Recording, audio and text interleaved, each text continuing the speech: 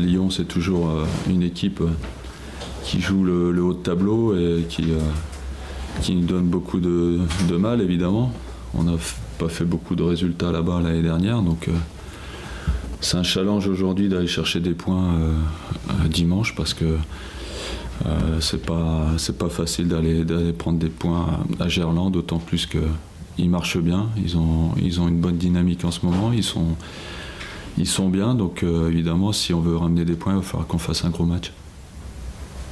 Une équipe qui marque pas mal de buts à domicile, qui est en réussite. Ouais. J'ai vu le match de Valenciennes où ils en marquent 3, même s'ils peuvent en prendre aussi. Ajaccio 2. Non, ils ont un potentiel offensif quand même avec de grands joueurs. Donc ils ont la possibilité de faire tourner en plus. Il y a beaucoup de joueurs qui devaient partir qui ne sont pas partis. Ils ont un effectif assez étoffé et de qualité. Donc voilà, c'est pour ça qu'ils ont fait un bon début de saison. Vous êtes à la recherche des points perdus aujourd'hui? Ils ne se rattrapent jamais. C'est des points perdus qui ne se rattrapent pas.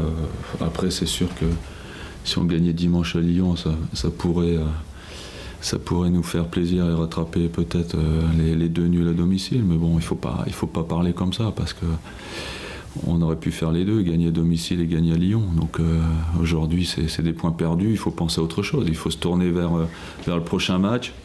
On a été déçus, on en a parlé. On a montré la vidéo.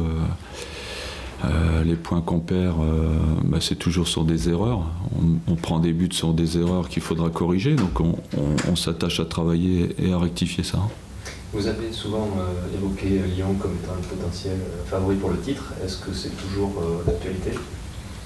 Il y a quelques temps, oui. Après, aujourd'hui, il y a Paris qui est arrivé. Moi, je pense qu'ils sont dans les 3-4 premiers, ça c'est une certitude. Après, être premier aujourd'hui avec Paris, c'est difficile de faire des pronostics comme ça, mais ils seront dans les 3-4 premiers, ça c'est une certitude.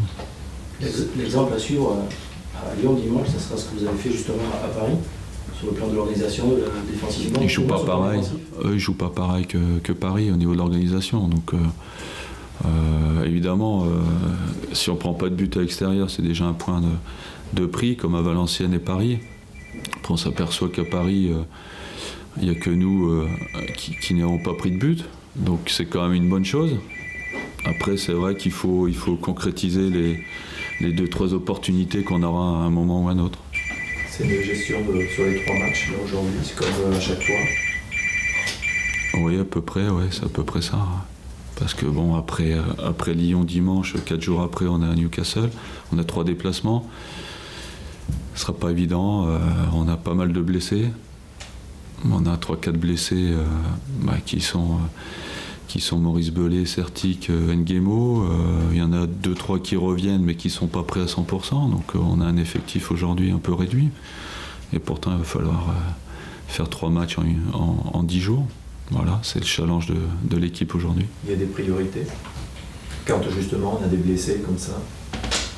Non, priorité c'est toujours de prendre les points partout et puis de prendre les points en Coupe d'Europe aussi, puisque comme on a bien démarré, on a envie peut-être de gagner à Newcastle pour avoir une petite marge pour éventuellement faire souffler un moment ou un autre. De toute façon, tous les matchs sont à gagner. Donc, quand je mets une équipe, on ne met pas par défaut, on met toujours pour gagner. Après, il faut faire avec les forces en présence. On a Tremolinas, Mariano qui sont ménagés aujourd'hui parce qu'ils ont quelques petits problèmes. Donc, avec les 3 matchs, ça va être compliqué, évidemment.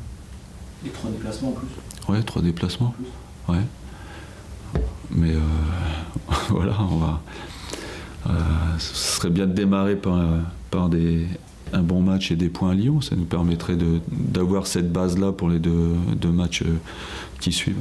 Est-ce que justement ça peut influencer les roulements éventuels si vous prenez des points à Lyon, ça peut ou pas, ça peut changer? Non, parce que ça sert à rien d'aller gagner à l'extérieur un jour et puis de perdre des points à domicile. Donc tous les matchs valent 3 points en cas de victoire. Donc évidemment que même si on prend 3 points à Lyon, il faudra en prendre 3 aussi à Brest. Hein.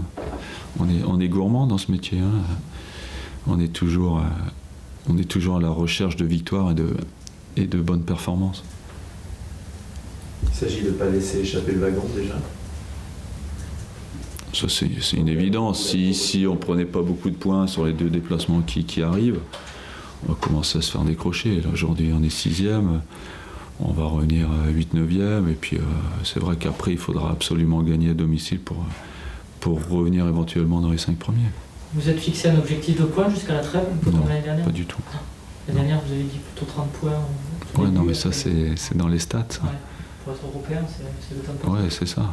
Temps de passage, il faut une trentaine de points. Après, si l'année dernière, on les avait pas, on a quand même été européens. Donc,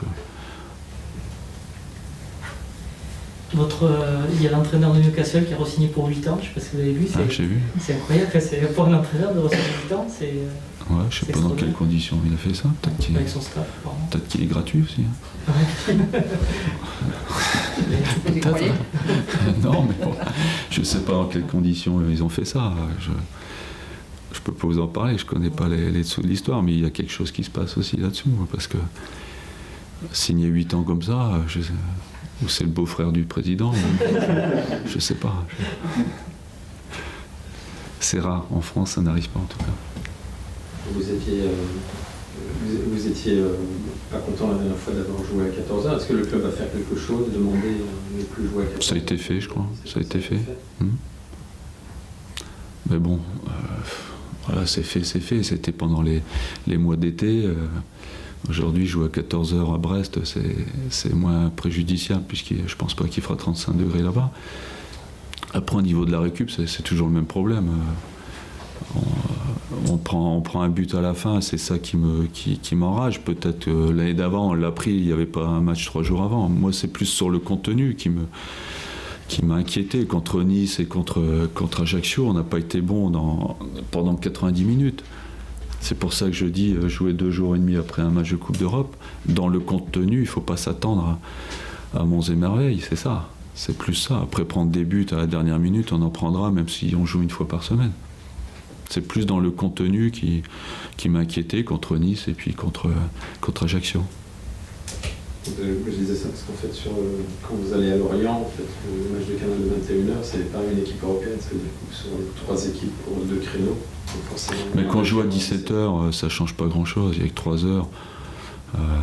Moi j'ai vu Lyon galérer à Lille aussi en jouant à 21h, 3 jours après un match de Coupe d'Europe. Marseille a gagné, mais c'était vraiment tiré par les cheveux aussi. Voilà, faut s'attendre à ça. Après, est-ce qu'on a la maturité pour bien gérer comme Marseille a fait? Marseille, j'ai vu le match contre Évian. Avec la maturité qu'ils ont bien géré les dernières minutes, ce qu'on n'a pas réussi à faire.